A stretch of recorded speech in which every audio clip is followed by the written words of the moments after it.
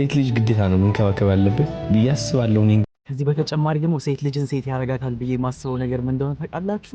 በቃ ልቧን ቅልጥ የሚያረግ ልቧን ሙሽ የሚያረግ ነገር ስታከብራት in a sense means like አሁን ለምሳሌ የሆነ ሰው ጋር ተጋጨች፣ ከስራ ባልደረባ ጋር ሊሆን ይችላል፣ ከጎረቤት ጋር ሊሆን ይችላል።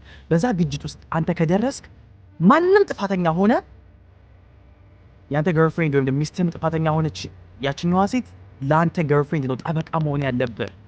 ጠበቃ ትሆንላታለህ። ከማን? ከነዛ ሰው ፊት አትሰድባትም፣ ክፉ ፊት አታሳያትም፣ አትገላምጣትም። ለእሷ ጠበቃ ትሆንላትና ቤት ከገባችሁ በኋላ የዛለት ልቧ ቀልብ ቤት ከገባችሁ በኋላ ምንድን ነው የተፈጠረው? እንደዚህ ብታደርጊ እንደዛ ብታደርጊ ስትሏት ቶሎ አክሴፕት የምትላችሁ ቶሎ ነው ያህን ነገር የምትቀበላችሁ።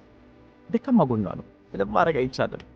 ኢቨን እናትና ሚስትህ አንድ ቤት እየኖሩ ቢጋጩ ከእናትህ ፊት ሚስትህን ማክበር አለብህ። እናትህን ግን ዲስሪስፔክት ማድረግ ሲሆን ለሚስትህ ከሌላ መቆም አለብህ።